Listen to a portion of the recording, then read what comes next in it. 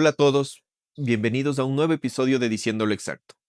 Hoy día no vamos a hablar de una enfermedad puntual, sino de una crisis silenciosa que la estamos viviendo actualmente y que según la Organización Mundial de la Salud va a ser un problema global que va a afectar a nuestro siglo.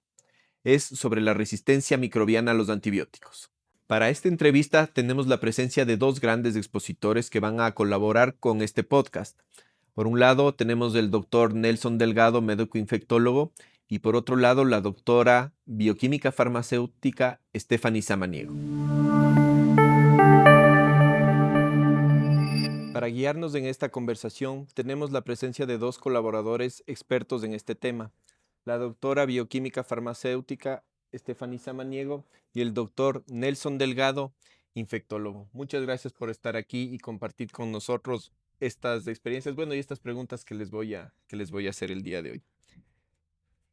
Para empezar con esto, quisiera un poquito que nos expliquen, y tú, Nelson, sobre todo, ¿por qué no usar antibióticos ante una gripe o ante un resfriado común? Porque, como ves, es una época en la que estamos con cambios de clima bruscos, unos soles muy fuertes, después unas lluvias, y que en general en la población se ve que la gente está congestionada, tiene gripe, bueno, tiene síntomas respiratorios agudos, pero mucha gente dice, deme nomás del antibiótico. Por favor, explícanos un poquito. Muchas gracias, Danilo, por el espacio aquí brindado. Soy un amigo de ustedes, soy un amigo de la comunidad, soy un fiel defensor del uso racional de antibióticos. Partiendo de tu pregunta, hay que entender que los microorganismos que producen síntomas respiratorios no todos son iguales. Estamos hablando de que la gripe como tal es un agente de tipo viral, es un microbio de tipo virus. Los antibióticos como tal son medicamentos que sirven para combatir microbios tipo bacterias. Ante esa situación, claro, lo que a veces más preocupa a la gente, a la comunidad en general, es la reacción inflamatoria que independientemente siendo virus o siendo bacteria puede producir en los pacientes, ¿no? Y esa reacción inflamatoria, una de las principales causas, que es como se manifiesta, a veces es con la fiebre, con el escalofrío. Y bueno, pues el momento de dar un antibiótico, pues está esto siempre encaminado hacia el proceso bacteriano. Entonces, muchas de las veces confundimos que la propiedad del antibiótico es calmar la fiebre, es calmar esa respuesta inflamatoria. Y eso no es así. Nosotros, en todo caso, como personal de salud, tenemos que aprender a diferenciar los síntomas respiratorios potencialmente que pueden venir de un proceso viral. Y los antibióticos tienen que utilizarse con precaución. Tienen que utilizarse con precaución porque el hecho de que la persona esté consumiendo un antibiótico, pues si es para un proceso viral, simplemente no va a servir. Que cuando hay fiebre, confundimos los síntomas como tal y dedicamos el uso a tomar un antimicrobiano que no va a tener ningún cambio en la evolución de estos procesos de tipo viral. A veces vamos a tomar antibióticos innecesariamente y dentro de esa condición, cuando la persona necesite sí tomar un antibiótico por un proceso bacteriano, este ya no va a ser tan beneficioso porque habremos gastado esa posibilidad y los gérmenes expuestos a los antibióticos ya no van a responder de la misma manera. Uso racional de antibióticos. Gracias, Nelson. Gracias por esta aclaración tan importante. El uso de antibióticos en los virus no funciona. Lo único que hace es que las bacterias se vuelvan más fuertes y más difícil para tratar. Steffi, tú desde la trinchera de la farmacia, de quien controla la prescripción, o sea, quien nos entrega los medicamentos, normalmente la gente, ¿qué es lo que acostumbra a llegar a veces y decirte, no, deme nomás de ese medicamento? ¿Y cuáles son las excusas más comunes que utilizan para esto, ¿no? Para que se les entregue un medicamento sin una prescripción médica. Y cuéntanos las desventajas que esto tiene. Bueno, igual, muchas gracias por invitarme, Danilo. Es un honor estar aquí con ustedes, con dos grandes profesionales. Bueno, de lo que yo veo, yo no estoy en la farmacia comunitaria, ¿no? Pero obviamente estuve alguna vez en la farmacia comunitaria y mis colegas me cuentan que las personas se ponen bastante creativas, ¿no? De que, no, yo siempre he utilizado este antibiótico, a mí me hace muy bien. O Mi vecina me lo dio la vez pasada, o yo sé que tal persona lo tomó y le fue bien, así que yo también lo quiero. Deme nomás, así se me pasa rapidito el dolor. Entonces, es como que no hay realmente esa conciencia de lo que puede, de las consecuencias que pueden haber de usar el antibiótico. Hasta tuve una experiencia recién en el lugar donde me ejercito, en el que estaban hablando alguien de que tenía un poco de dolor de garganta y otra persona que no es médico ni nada le dijo, una citromicina 3 días y vas a estar como nuevo para el sábado. Y mi corazón de farmacéutica se rompió en miles de pedazos, porque son conversaciones que las personas tienen. En todo lugar, en cualquier círculo social hay alguien que te receta un medicamento. Entonces, eso es lo que da mucha pena. ¿Cuáles serían las consecuencias de esto? Pues bueno, yo creo que el doctor Nelson ya dijo una parte, pues hacer la bacteria más fuerte. Nosotros tratamos de evitar, y yo sé que mis colegas también tienen hasta campañas, ¿no? Del ARCSA, si no me equivoco, que se llama La receta se respeta, en la que se intenta evitar que se compren antibióticos y se les explica de que, de que tiene que estar recetado, que un médico tiene que evaluar si en realidad se necesita. Entonces, esta clase de conversaciones se tiene y espero que todos mis colegas tengan estas conversaciones con las personas en las farmacias comunitarias sobre la importancia de seguir la receta médica y el consejo médico con estos medicamentos que causan efectos adversos, pero aparte de eso, tiene un efecto gigante en la salud no solo de ellos, sino de la comunidad, porque que ellos tomen mal un antibiótico en algún momento va a afectar a toda la comunidad haciendo bacterias súper resistentes que luego no van a reaccionar. Gracias, Steffi, por esta aclaración. Y algo importante que las personas cuando se acercan por una receta deberían preguntar a la persona que nos va a entregar los medicamentos, al bioquímico farmacéutico. ¿Tú cuáles crees que son las preguntas claves que deberían hacerlas por su propia seguridad? Porque muchas veces el médico le dice, le prescribe y le da su receta y a veces puede que se haya saltado ciertos filtros en los que tú puedes ahí ayudar también para que le vaya mejor al paciente para el tema, por ejemplo, yo que sé, de las alergias. No sé qué preguntas Exacto. deberían hacerte A ver, o tú hacerle al paciente para entregarle el medicamento. eso sería claro, sería más bien yo pusiera la responsabilidad en el profesional de salud, o sea, mucho mejor si el paciente sabe qué preguntas hacer, ¿no? Y muy bien si lo saben, pero el profesional de salud tiene que saber qué preguntas hacer y qué información dar. En los Países Bajos, donde me formé, había, esto se le denominaba la primera conversación, el momento en que vas a despachar un medicamento y tenías como que una lista de preguntas básicas, ¿no? Entonces, lo primero que le preguntabas al paciente es, ¿sabe usted para qué toma este medicamento? Entonces, de que haya conciencia sobre lo que está tomando y para qué enfermedad. Y luego se le indica, por ejemplo, ha tenido quizás alergia, ha tomado este medicamento antes, ha tenido alergias a medicamentos así o parecidos. Y se le indica, por ejemplo, la importancia de tomar a la hora correcta, con o sin comida. Y también la importancia de no compartir los medicamentos con otras personas. Perfecto, muchas gracias, Steffi. Entonces, esto es una relación entre tanto el prescriptor como la farmacia, ¿no es cierto? Este es un trabajo en conjunto que debemos ir llevando a cabo y debemos ir poniendo en la conciencia de cada una de las personas, porque es la única forma en la que vamos a poder aguantar un poquito más con los medicamentos, con las medicinas que tenemos hasta el momento. Eh, Ahora, cambiando un poquito el tema y yéndonos hacia lo que es la amenaza global en sí de esto de las bacterias multiresistentes, Nelson, explícanos un poquito el tema que se viven actualmente en los hospitales y qué limitaciones son las que tenemos ahora en la actualidad. Mira, el tema es bastante complejo. No lo digo yo a título personal, porque a veces la gente puede a veces herirse la susceptibilidad. Esto está escrito, están haciendo los estudios. Se dice que para el año 2050 la Organización Mundial de la Salud ha estimado como el tiempo en donde posiblemente la próxima pandemia que vamos a tener sea la de los gérmenes multidrogos resistentes. Mira, y en nuestro medio, no estoy hablando de Ecuador, estamos hablando de Latinoamérica, tenemos alguna situación de conflictos a nivel social. Esto también tiene que ver con la pérdida de libre acceso a veces a los servicios de salud. No hay un acceso libre a los servicios de salud. Las personas saltan a veces ese filtro muy importante que siempre va a ser el médico, el prescriptor como tal. Y al no haber esto, pues tiende directamente a autoprescribirse el medicamento que crea conveniente.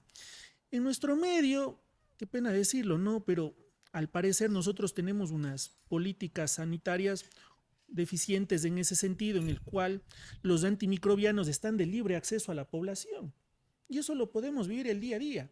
Hay campañas, se trata de hacer controles, pero yo todavía en la parte pública sigo viendo el paciente que vino recetado, la famosa, aquí en este medio, se la conoce como la tomita. ¿Qué es la tomita? Es la dosis infraterapéutica de un antimicrobiano, a veces mezclado tal vez con un antihistamínico, con un analgésico, en un solo componente de fabricación, digamos, pseudo profesional, se ha dicho de paso, ¿no? Entonces, la indicación de los antibióticos en ese sentido es clarísima y esto está desde el año 1928-1930, donde se masifica la producción de la penicilina, donde se dice que la prescripción del antibiótico tiene que ser a la dosis adecuada, por el tiempo indicado y estrictamente utilizar para las infecciones que son producidas por bacterias. Esas primeras exposiciones infraterapéuticas ya hacen que los gérmenes que están en nuestro propio organismo, residentes sin hacer ni causar ningún problema, sean expuestos a estas dosis infraterapéuticas. Y esos gérmenes que no estuvieron haciendo mayor cosa, esos gérmenes que no están produciendo infección, pues al recibir estas dosis simplemente ya tienen su primera exposición y su primera situación de causar resistencia cuando estos se manifiesten en forma de infección. Porque recordemos que las mucosas de las personas son el reservorio de estos gérmenes que potencialmente en algún momento van a producir enfermedad. La otra condición de gravedad que tiene que ver con este efecto de multidrogoresistencia radica a veces, y aquí sí nosotros como prescriptores podemos ser parte del problema, en un uso irracional de antibiótico por parte del propio personal de salud. Se supone que nosotros como médicos debemos ser los expertos, debemos poder identificar esta infección es por el virus, esta infección es por bacteria, pero dada la presión que tiene el paciente, y esto sucede sobre todo en la parte privada, la exigencia, la presión que tiene el facultativo por parte del paciente que está cancelando un honorario y un valor, el médico a veces se ve hasta obligado a prescribir antibióticos innecesariamente, por presión, por quedar bien a veces. Entonces este tipo de situaciones nos genera conflictos en las prácticas diarias. Sabemos que las infecciones virales potencialmente van a sobreinfectarse con infecciones de bacterias, pero la infección sobreañadida por bacterias tendrá que tratarse en un tiempo adecuado. Entonces el facultativo a veces prescribe con la finalidad de que la infección sea tratada con el antibiótico antes de que se presente la sobreinfección bacteriana. Y eso no es así. El antibiótico no modifica la evolución del proceso viral. El antibiótico se tendrá que dar cuando la infección bacteriana realmente lo requiera. Y otra condición que pienso en nuestro medio radica es también en la libre interpretación de cultivos, de aislamientos microbiológicos por parte de todo el mundo. Muchas de las veces las personas van a un laboratorio y ya sin pasar por el filtro médico solicitan cultivos, antibiogramas, y estos cultivos y antibiogramas tienen un libre albedrío. No necesariamente un aislamiento microbiológico, un cultivo implica infección. Y eso yo siempre trato de educar y de enseñar a los pacientes. A veces los pacientes lo comprenden, a veces los pacientes simplemente no lo comprenden y a la final siempre van a buscar la persona que les termine recetando el antibiótico, ¿no?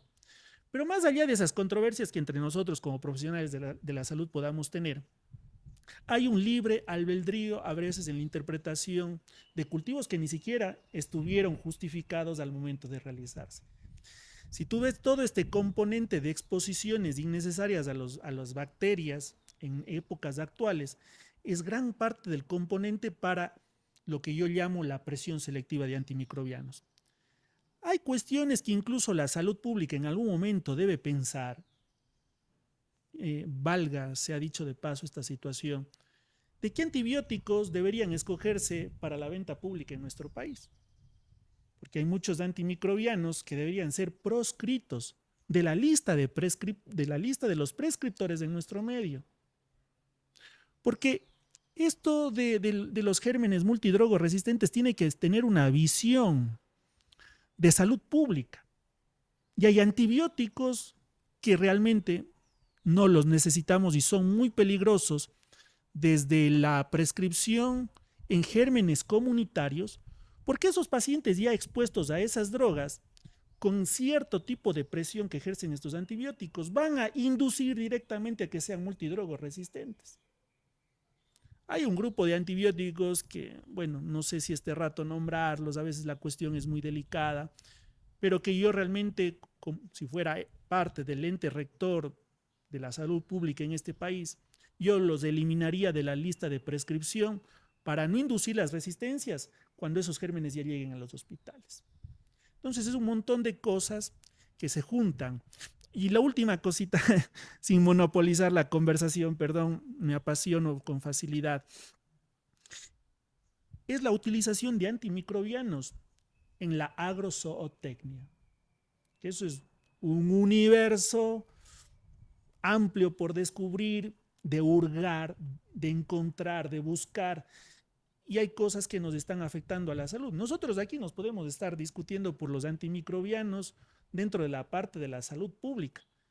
Y hay un universo por descubrir enorme en antibióticos que están relacionados al uso de agrozootecnia, producción de empresas cárnicas que utilizan antimicrobianos incluso para una situación de engorde. Recordemos que los antibióticos tienen una función anabólica en mamíferos, en aves, y así es que muchos antibióticos son utilizados muy innecesariamente en esta industria. Y gracias por haber tocado este tema, Nelson. Yo justo eso quería ahora preguntarle a Steffi. Dentro de este tema tan importante del uso en los animales, o sea, porque los prescriptores a la final somos los médicos, pero también veterinarios y vemos que se utiliza para otras cosas aparte, ¿no? Como para hacer que las aves sean más grandes y obtener mayor rentabilidad de estos medicamentos que nosotros o que la gente utiliza para la ganadería, para las aves, ¿esos nos pueden a nosotros causar que nos infectemos por una bacteria multiresistente? O sea, ¿esto se puede transmitir? ¿Qué controles hay? O sea, ¿qué debemos seguir nosotros como consumidores de carne, de ave, de eso, para intentar curarnos un poquito y saber que lo que nos estamos llevando a la boca, a nuestro organismo, es lo más sano posible? Bueno, sí, definitivamente, como dice el doctor Nelson, es un problema, especialmente en nuestro país, digamos, donde quizás el control no es tan estricto. Sí hay controles de la clase de la clase de antibióticos que usan, de las dosis que usan y después del producto final. Pero no es solo eso, no es solo la carne que nos llevamos a la boca, sino que tenemos que pensar que si los animales están usando esos antibióticos y estos animales tienen desechos, esos desechos van a la tierra, que luego va al agua y que luego va pues a todo lado. Entonces la contaminación se hace como que lo que decíamos hoy día, lo de One Health, que es una sola salud, los animales, el ambiente y nosotros estamos conectados todos, y lo que se contamina por allá va a terminar a la final donde nosotros. Entonces por eso el uso de los antibióticos en esta industria es muy importante, igual de importante que en el campo de la salud, si no es más, porque la cantidad que se usa es astronómica, ¿no? Y pues no hay tanto enfoque, las lámparas no están enfocando tanto para allá, ¿no? Entonces, sí, definitivamente es un tema que tenemos que explotar. Yo quería acotar en este punto algunos antibióticos que se utiliza, por ejemplo, en agrozootecnia, aves de corral, ganadería y acuícola. No sé si muchos de ustedes habrán escuchado que en algún momento Estados Unidos prohibía camarón de Ecuador porque tenía trazas de antibióticos en sus tejidos y que eso era, como ellos son tan estrictos con esta situación, era un impedimento de que nuestro camarón llegue a Estados Unidos.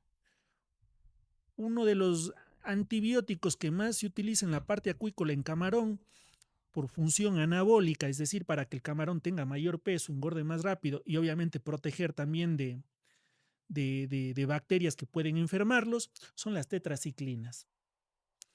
En la industria de aves se utilizan mucho las quinolonas. Recordemos que las aves como tal son un reservorio de un grupo importantísimo de bacilos gram negativos entéricos en el tubo digestivo de las aves, las salmonelas. Y las salmonelas como tal son fuente para nosotros de fiebre tifoidea. En la actualidad estamos hablando de que, por ejemplo, el desecho entérico, la deposición de las aves, potencialmente si es que estuvieron expuestas a quinolonas, sean salmonelas o fiebre tifoidea resistente a este grupo y por lo tanto nosotros directamente si nos enfermamos con salmonela o de fiebre tifoidea, pues potencialmente estamos ante una salmonela multiresistente y solo dependiente ya de utilizar un grupo muy conocido de antibióticos en nuestro entorno que son los carbapenémicos. Cuando yo me formaba como médico allí en la universidad, yo era muy estudioso de los antimicrobianos y no sabía ni por qué. Cosas de la vida, como anécdota.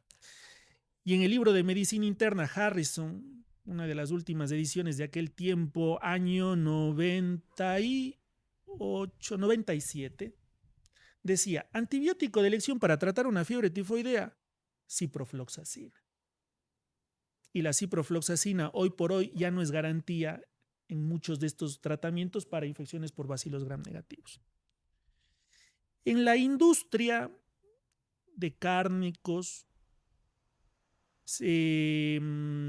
ganado ovino, bovino, utilizan mucho también lo que es la vancomicina. Tiene función anabólica. Entonces, ante esta situación, no sabemos hasta qué punto, sabemos que Agrocalidad hace sus controles, también utilizan antibióticos de una manera racional como tiene que hacerse, pero hay muchos lugares donde realmente nosotros no podemos estar tirando todas las direcciones por todos lados de que se hagan las cosas de una manera adecuada. Y siendo mito y realidad al mismo tiempo, es cierto que nuestros productos cárnicos vienen hasta cierto punto, la palabra adecuada sería contaminados con bacterias que en nosotros pueden colonizarnos.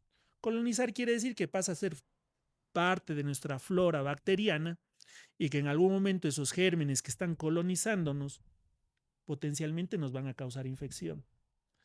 Uno de los lugares donde se confluyen esos gérmenes que se traen indistintamente donde se compren, bien sea un ambiente seguro, aparentemente como un supermercado, de un ambiente no tan seguro como el mercado público, son nuestras cocinas.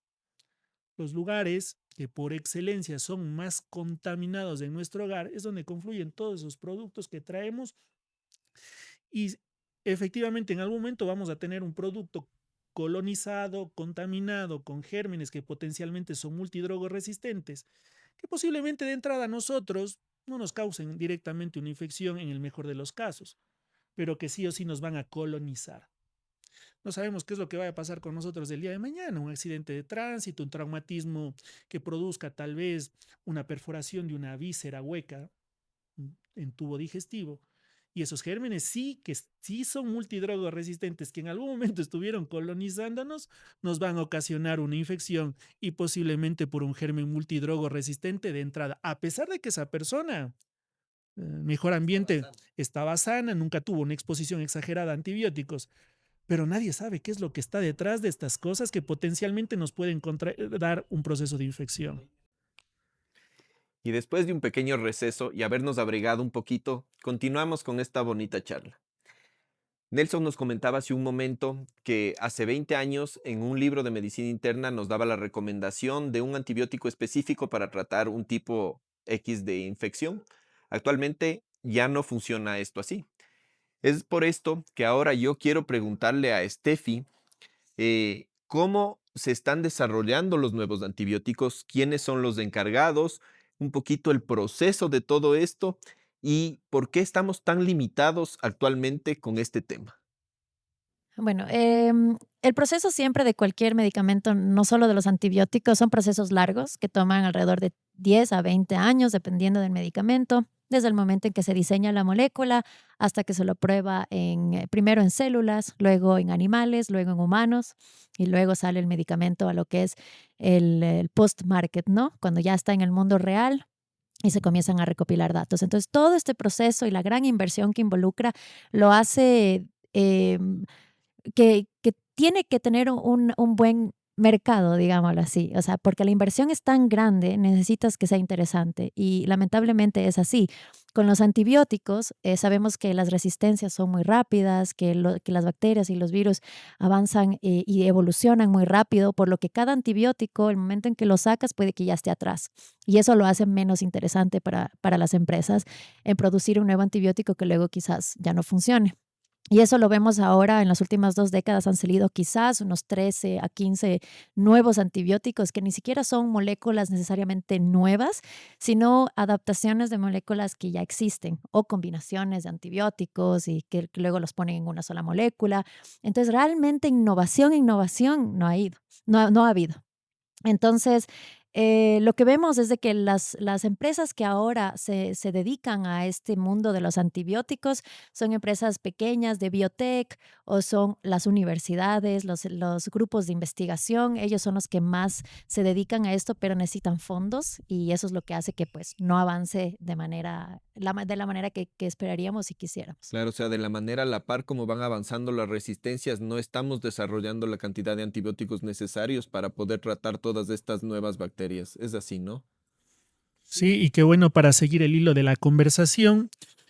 Lo que dice Steffi es una realidad. Este rato, la ciencia ya está hablando de panresistencia, tanto en grupo de gérmenes, para que la gente sepa, hay un grupo de gérmenes que son gram positivos y hay un grupo de gérmenes que son gram negativos, dependiendo de la estructura de la pared bacteriana que envuelve a estas bacterias.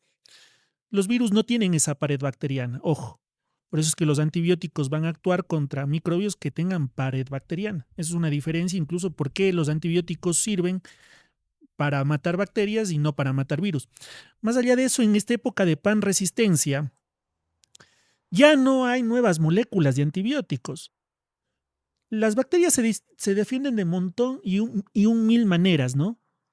En el sentido de que a veces producen sustancias que destruyen, hidrolizan es el término adecuado, a cierto tipo de antibióticos, sobre todo en bacilos gram negativos. Producen enzimas que disuelven a los antibióticos, que lo desintegran. Se defienden a veces estas bacterias porque aumentan el grosor de sus paredes celulares. Se defienden porque para que la bacteria produzca la muerte el antibiótico produzca la muerte de estas bacterias, las bacterias también tienen algunos receptores en sus membranas que justamente sirven de unión a los antibióticos. Entonces, las bacterias se defienden de millón maneras en ese sentido para que los antibióticos no tengan el efecto adecuado. No hay nuevas moléculas de antibióticos. Son antibióticos de antaño que se juntan incluso a nuevas sustancias que impiden su hidrólisis, que impiden ser degradados. Estamos hablando incluso de la resistencia en gérmenes como los gram positivos, y hay un germen muy en particular en esto, que está en la flora bacteriana de la piel de cada uno de nosotros, que es el Staphylococcus aureus. En tiempos actuales, el término que nosotros utilizamos es meticilino resistencia, y por qué no decirlo a veces vancomicino resistencia, y en algunos lugares de este planeta ya han aislado gérmenes incluso que llamamos linezolid resistencia. Los últimos antibióticos que servían para defendernos del germen de nuestra piel prácticamente ya no son útiles. Y los nuevos esquemas de tratamiento. Esto es una parte muy, muy grave de la problemática. No están al alcance, lamentablemente, de la salud pública de nuestro entorno, de nuestros gobiernos, de nuestros países, porque son esquemas de tratamiento extremadamente costosos. Yo lo aprendí de esta manera. Hay un gran profesor pionero en infectología en este país, que es el doctor Washington Alemán. Si me está escuchando el doctor Washington Alemán en la ciudad de Guayaquil, le mando un fuerte saludo, que él decía lo siguiente, ¿no? El doctor Alemán decía, ¿de qué me sirve que produzcamos nuevos antibióticos? La respuesta no está allí, porque igual van a ser resistentes, las bacterias van a ser resistentes a los nuevos antibióticos. Tenemos que aprender a utilizar, a racionalizarlos, a no desperdiciarlos, porque la respuesta no está en producir nuevos antibióticos, sino en que los que ya tenemos sepamos utilizarlos de adecuada manera. Entonces, bajo esta perspectiva, nosotros los médicos, vuelvo al mismo punto, tenemos que aprender a prescribir antibióticos cuando son estrictamente necesarios, haciendo un uso racional de aquello. Y tú, Danilo, lo verás en la práctica diaria, la ciencia avanza. Ustedes también en el medio son pioneros de biología molecular. Son pioneros de biología molecular en el sentido de que el laboratorio de la institución Hospital Clínica San Agustín puede identificar virus con precisión. Hacemos hisopados para justamente determinar que el proceso no sea dado de tratamiento un antibiótico innecesariamente. Y podemos, por biología molecular, saber con precisión en menos de 24 horas cuál es el antibiótico que sirve para un proceso de infección grave. Esos grandes avances los tenemos en nuestro entorno y qué bueno que tengamos grandes avances en ese sentido. Métodos diagnósticos confiables, seguros, oportunos, para no hacer un uso indiscriminado y mal realizado de los antibióticos. Esos son los grandes aportes que nos da la ciencia a nosotros como prescriptores para tener un resultado fidedigno cuando las papas queman en el momento adecuado y preciso de un paciente extremadamente crítico. Muchas gracias, Nelson. Esto es algo clave y muy importante. Y dentro de esto es algo también yo creo que súper importante que la Steffi nos explique un poquito el por qué, lo que tú dices, el por qué el tomar el antibiótico de la manera adecuada, el por qué tomar a las dosis que el médico le recomienda durante X periodo de días y tanto de esto, esto es lo que parte del trabajo del bioquímico farmacéutico, ¿no? La farmacovigilancia, por un lado, de saber además qué efectos adversos puede tener ese medicamento para que le explique eso también al paciente. Y a veces uno dice, ay, es que dejé de tomar porque me dolió la barriga o siento un sabor feo en la boca. Y quisiera que eso se le transmitas a la gente para que entienda la importancia de por qué cumplir la dosis, por qué cumplir los horarios, cuándo es importante que te digan tome con una comida o no tome con comida, todo eso, porque yo creo que esa es una clave para que la gente pueda utilizar el antibiótico de la mejor manera posible, ¿no? Claro, el primer paso en lo que es la batalla contra la resistencia bacteriana es la educación al paciente y también la educación al prescriptor de saber estas cosas, de saber decir qué medicamentos son con comida y cuáles no, de saber cómo se receta ese medicamento, porque a veces también, o sea, saber por qué un medicamento es recetado como es, hace la diferencia. Por ejemplo, hay antibióticos que no funcionan bien si los das, si solo los das una vez al día. Simplemente no vas a tener una concentración adecuada. Y otros medicamentos no van a funcionar bien si los das múltiples veces al día. Depende mucho del antibiótico. ¿Y cómo sabemos esto? No es de que se inventan estas guías, sino que durante los estudios clínicos, cuando estaban ya creando estos antibióticos, durante la fase de post-marketing, cuando el antibiótico salió al mundo real, comenzamos a recopilar datos. Datos del paciente, de su reacción al medicamento, de niveles séricos, de qué significa la concentración del medicamento en la sangre, y nos comenzó a enseñar cómo ese antibiótico se comporta. Entonces, por eso tenemos la información para decirles, miren, este antibiótico, si no te lo tomas 3 veces al día, con estos espacios de horario, el antibiótico no va a llegar al lugar donde tiene que actuar, no te va a funcionar, la bacteria va a estar noqueada pero no muerta, se va a hacer inteligente, te va a ganar, se va a hacer resistente y aparte la infección va a continuar. Entonces, es muy importante, estos datos recopilados nos enseñan que el antibiótico funciona de la mejor manera con las condiciones adecuadas. Entonces, con o sin comida, parecería que fuera una estupidez, que fuera como que, ¿por qué se enfocan tanto en esto del estómago? Pero es muy importante porque a veces la comida va a mejorar la absorción del medicamento, vas a tener y aprovechar cada dosis, cada miligramo de ese medicamento, y en otras veces la comida va a entorpecer el proceso de absorción y va a hacer que el medicamento no llegue al lugar adecuado con la concentración adecuada. Entonces, todo esto está estudiado y la razón por la que se lo dice y se lo especifica es porque queremos que funcione. Qué bueno que hayas tocado este punto y ustedes les voy a hacer caer en cuenta de uno de los errores que nosotros los prescriptores a veces cometemos por quedar bien con el paciente. Mira que fisiológicamente, dentro de la absorción de cualquier medicamento, el primer paso para la absorción implica de que cuando llega X molécula al estómago, el primer paso es que esa molécula entre en contacto con el ácido clorhídrico. ¿Qué es lo que nosotros como médicos a veces prescribimos juntamente con el antibiótico? el antiácido. Entonces yo pregunto para el prescriptor, para el colega, para el médico, para el propio paciente, que el uso de un antiácido en estas condiciones está limitando la absorción de ese medicamento y está limitando la absorción de un antibiótico. Y un antibiótico no puede limitarse la absorción porque está llegando una dosis infraterapéutica al posible sitio de la infección. Entonces, el hecho de que junto con el antibiótico se prescriba un antiácido, estoy haciendo que la dosis del antibiótico que llegue en absorción sea infraterapéutica.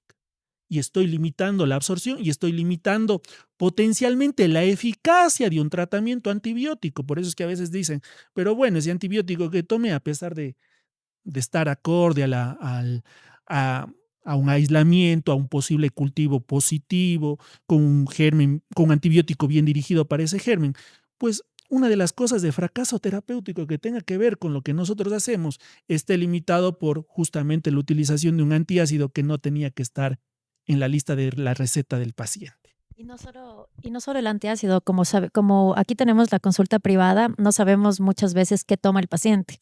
A veces también tenemos interacciones con otros medicamentos que el paciente compra, ya sea suplementos o la dieta del paciente u otros medicamentos que el paciente toma, que causa al final el fracaso terapéutico o que causa efectos adversos graves que pueden hacer que también baje la confianza al médico que recetó solamente porque no tenemos la información completa de los pacientes.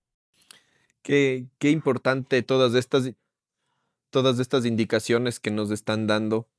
Eh, y ya para terminar, simplemente yo quisiera que nos den un mensaje, un último mensaje, y tal vez algo que me ha llamado mucho la atención es qué hacer cuando me venden, por decirte, el médico me mandó 7 días de pastillas y me vendieron una caja de 10 pastillas porque te venden la caja de 10. ¿Y qué hacer con esos tres pastillas sobrantes, ¿no? O sea, porque uno a veces dice yo me guardo para la siguiente infección y ahí Te guardas empieza. la receta en el peor de los casos.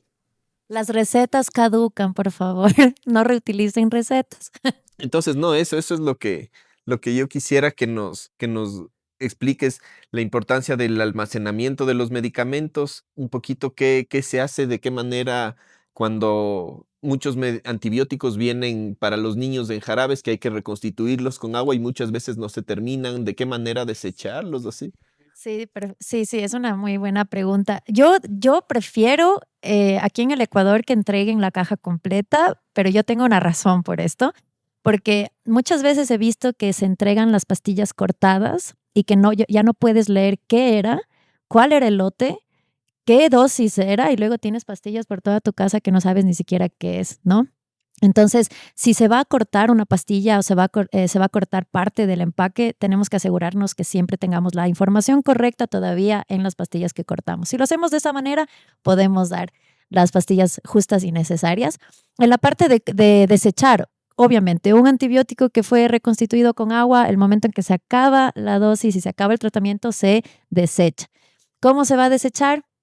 Aquí viene la parte difícil porque no, de lo que yo sé, no tenemos lugares donde podemos desechar medicamentos y no se desecha en las farmacias como punto fijo. Yo sé que Fibeca tenía una campaña que se llamaba Punto Azul, en la que las personas podían recoger sus medicamentos en casa y entregar para que sean desechados de manera responsable. Yo desconozco si esto se hace en Ecuador, pero lo que yo diría sería, bueno, en el mejor de los casos, empacar muy bien, no sacar las pastillas de los blisters para causar menos contaminación y botar en la basura común si no tienes otro lugar. No lo botaría por el inodoro, aunque yo sé que algunas pastillas podríamos hacerlo porque pues no queremos contaminar tampoco con antibióticos el agua.